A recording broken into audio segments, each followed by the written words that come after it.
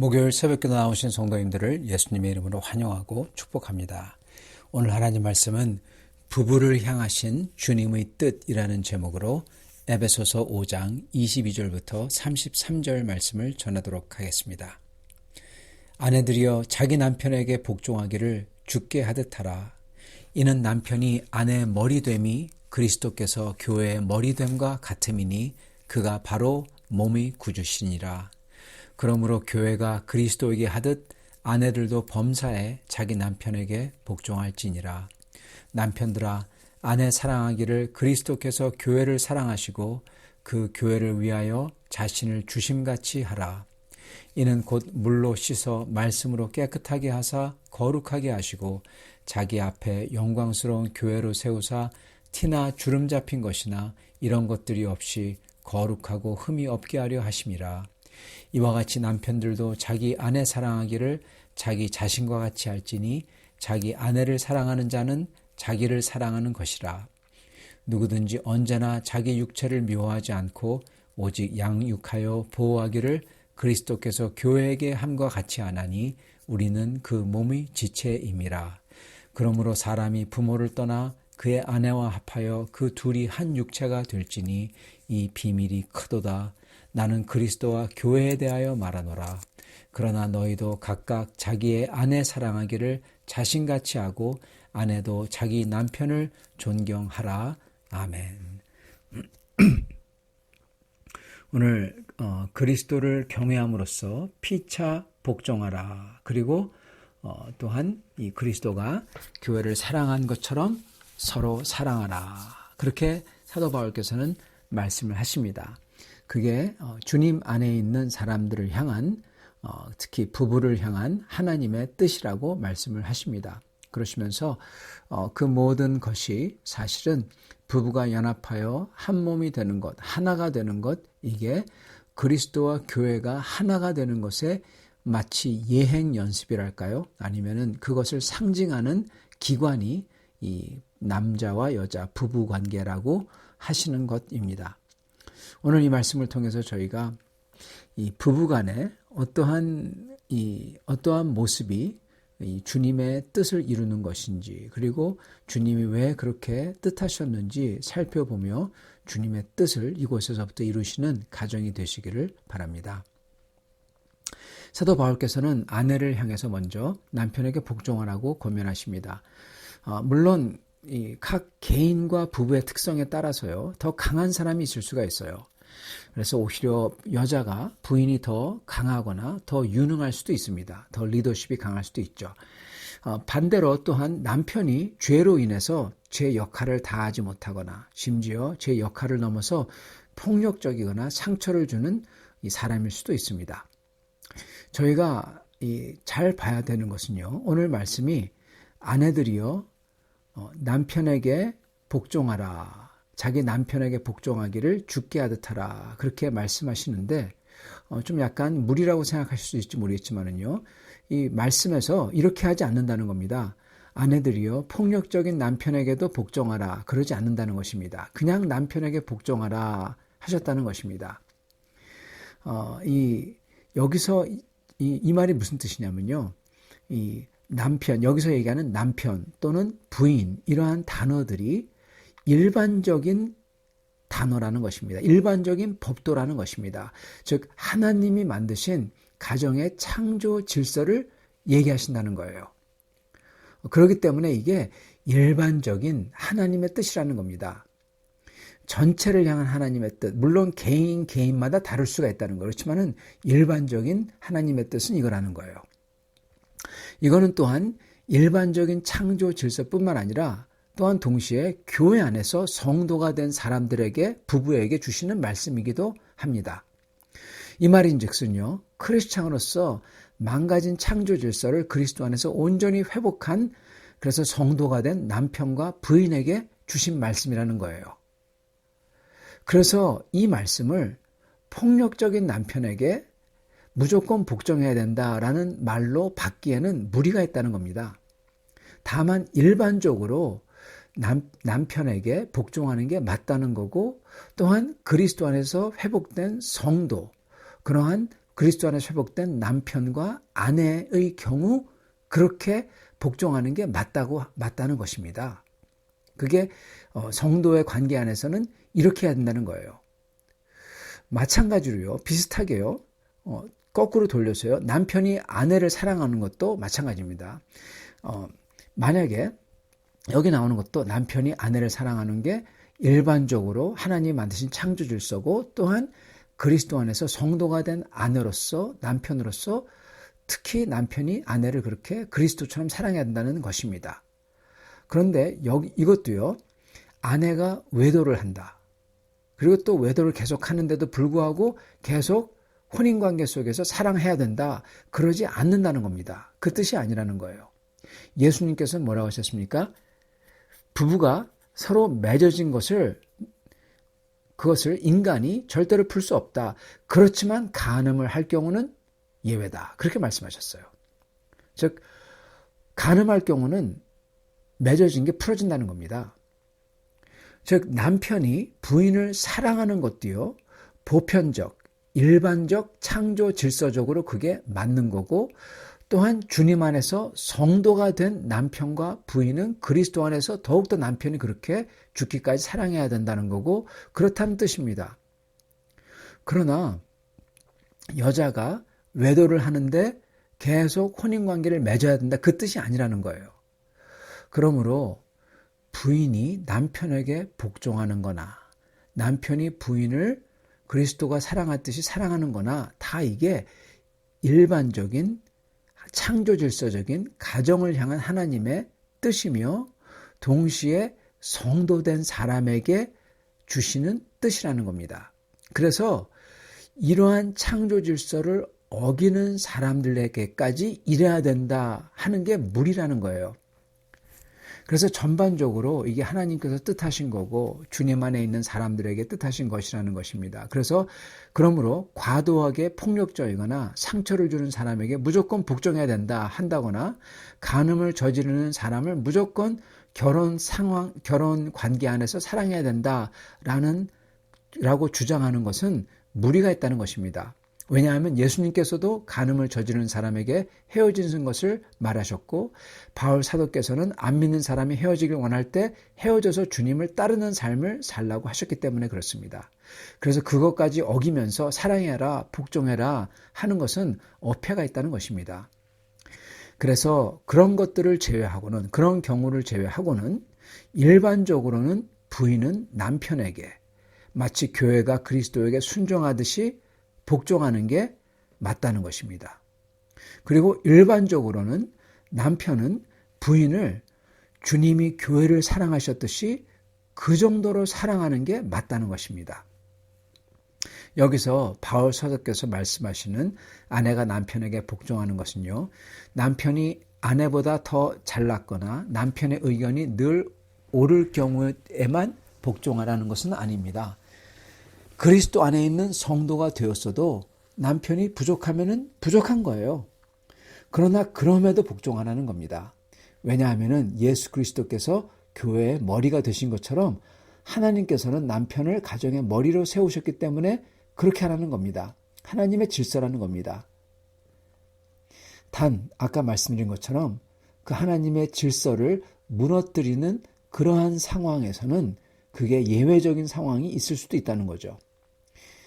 그렇지만은 그렇지 않은 경우에는 일반적으로 특히 그리스도 안에서는 이렇게 하는 게 질서가 세워지는 거고 창조 질서가 세워지는 거고 그리고 그리스도의 몸된 교회가 세워진다는 것입니다.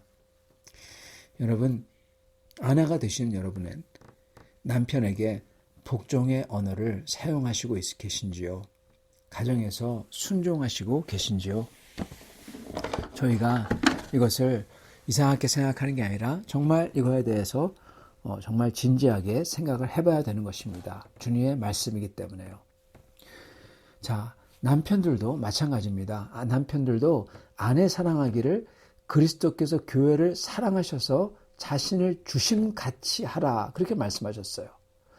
예수님은 십자가에 못 박히시면서 사랑하셨습니다. 그렇게까지 죽기까지 사랑하셨습니다. 피를 흘리기까지. 그토록 부인을 사랑하라는 겁니다.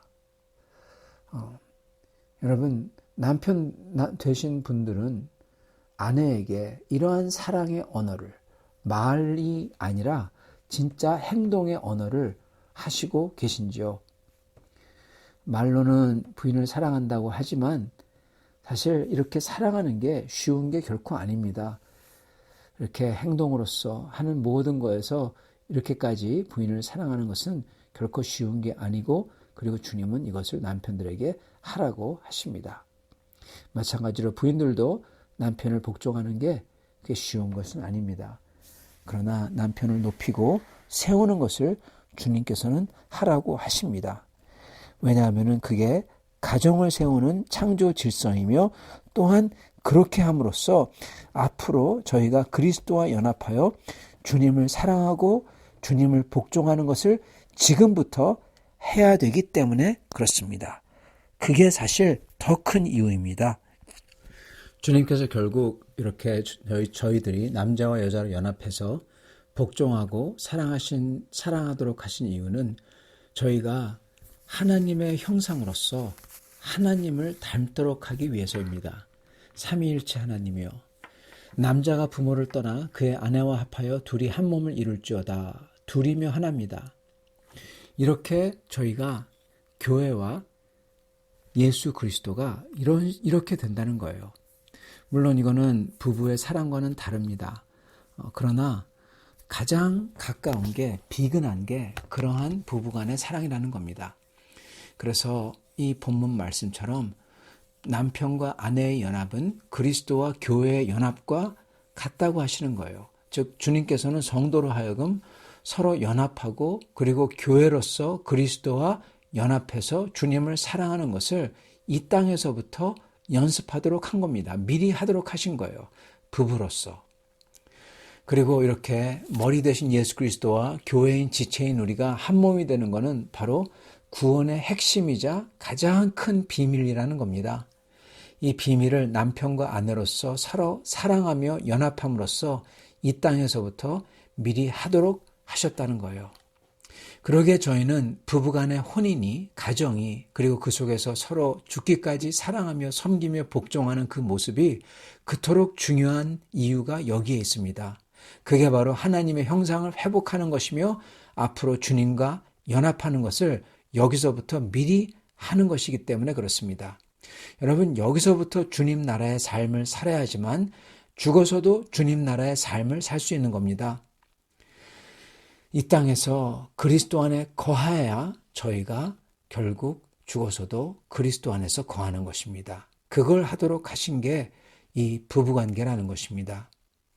이렇게 서로 죽기까지 사랑하며 복종하며 높이는, 그래서 그리스도의 사랑을 여기서부터 이루시는 여러분이 될 수 있기를, 부부가 될 수 있기를 예수님의 이름으로 축원합니다. 같이 기도하겠습니다. 주님, 아내로서 남편에게 복종하고 남편으로서 아내를 사랑하게 하시옵소서. 자신의 몸된 교회를 거룩하고 흠이 없게 하려고 자신을 버리신 예수 그리스도의 사랑을 기억하며 저희도 한 몸된 저희 아내와 남편을 깊이 사랑하기를 원합니다. 주님, 그리스도와 교회에게 주신 하나님의 큰 비밀을 깨달아 구원을 이루기 위하여 저희도 부부간에 서로 깊이 사랑하며 그 사랑을 완성하는 부부가 될 수 있도록 축복하여 주시옵소서. 예수님 받들어 기도합니다. 아멘.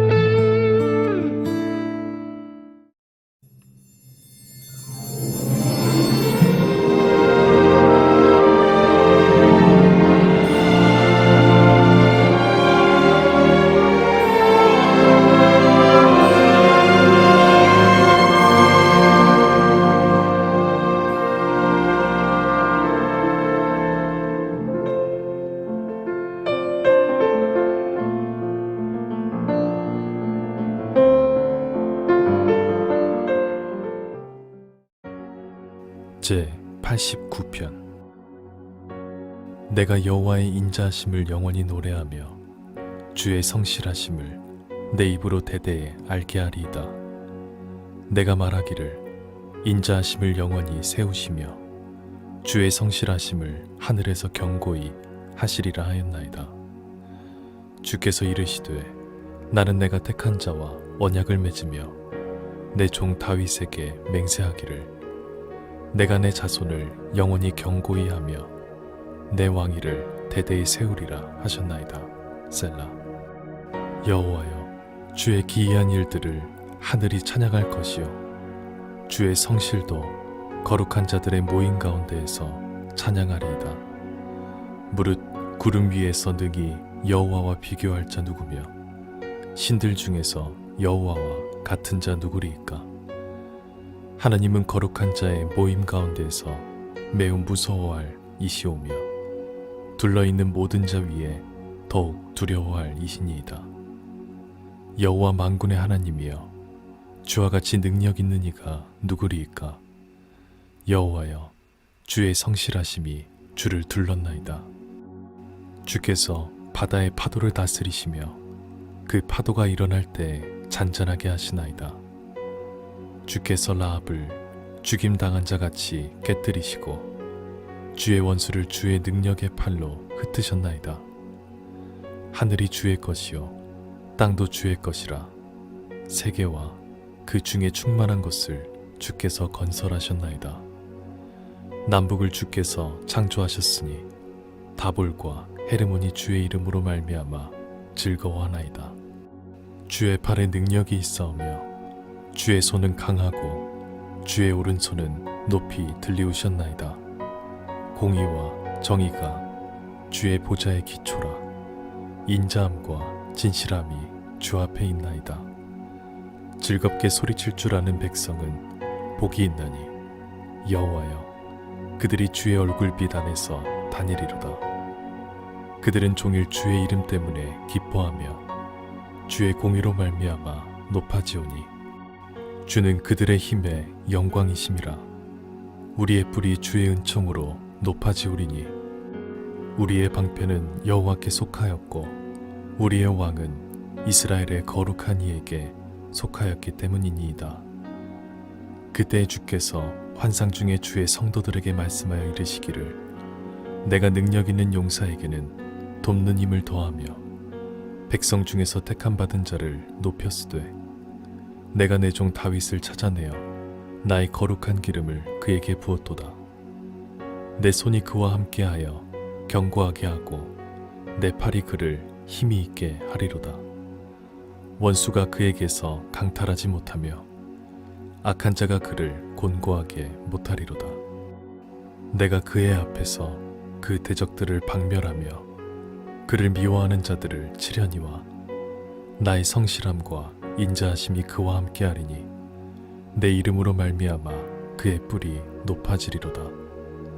내가 또 그의 손을 바다 위에 놓으며 오른손을 강들 위에 놓으리니 그가 내게 부르기를 주는 나의 아버지시오 나의 하나님이시오 나의 구원의 바위시라 하리로다. 내가 또 그를 장자로 삼고 세상 왕들에게 지존자가 되게 하며 그를 위하여 나의 인자함을 영원히 지키고 그와 맺은 나의 언약을 굳게 세우며 또 그의 후손을 영구하게 하여 그의 왕위를 하늘의 날과 같게 하리로다. 만일 그의 자손이 내 법을 버리며 내 규례대로 행하지 아니하며 내 율례를 깨뜨리며 내 계명을 지키지 아니하면 내가 회초리로 그들의 죄를 다스리며 채찍으로 그들의 죄악을 벌하리로다. 그러나 나의 인자함을 그에게서 다 거두지는 아니하며 나의 성실함도 패하지 아니하며 내 언약을 깨뜨리지 아니하고 내 입술에서 낸 것은 변하지 아니하리로다. 내가 나의 거룩함으로 한 번 맹세하였은즉 다윗에게 거짓말을 하지 아니할 것이라. 그의 후손이 장구하고 그의 왕위는 해같이 내 앞에 항상 있으며 또 궁창의 확실한 증인인 달같이 영원히 경고하게 되리라 하셨도다. 셀라. 그러나 주께서 주의 기름 부음 받은 자에게 노하사 물리치셔서 버리셨으며 주의 종의 언약을 미워하사 그의 관을 땅에 던져 욕되게 하셨으며 그의 모든 울타리를 파괴하시며 그 요새를 무너뜨리셨으므로 길로 지나가는 자들에게 다 탈취를 당하며 그의 이웃에게 욕을 당하나이다. 주께서 그의 대적들의 오른손을 높이시고 그들의 모든 원수들은 기쁘게 하셨으나 그의 칼날은 둔하게 하사 그가 전장에서 더 이상 버티지 못하게 하셨으며 그의 영광을 그치게 하시고 그의 왕위를 땅에 엎으셨으며 그의 젊은 날들을 짧게 하시고 그를 수치로 덮으셨나이다. 셀라. 여호와여, 언제까지니이까? 스스로 영원히 숨기시리이까? 주의 노가 언제까지 불붙듯 하시겠나이까? 나의 때가 얼마나 짧은지 기억하소서. 주께서 모든 사람을 어찌 그리 허무하게 창조하셨는지요. 누가 살아서 죽음을 보지 아니하고 자기의 영혼을 소울의 권세에서 건지시리이까? 셀라. 주여, 주의 성실하심으로 다윗에게 맹세하신 그 전의 인자하심이 어디 있나이까? 주는 주의 종들이 받은 비방을 기억하소서. 많은 민족의 비방이 내 품에 있사오니 여호와여, 이 비방은 주의 원수들이 주의 기름 부음 받은 자의 행동을 비방한 것 이로소이다. 여호와를 영원히 찬송할지어다. 아멘. 아멘.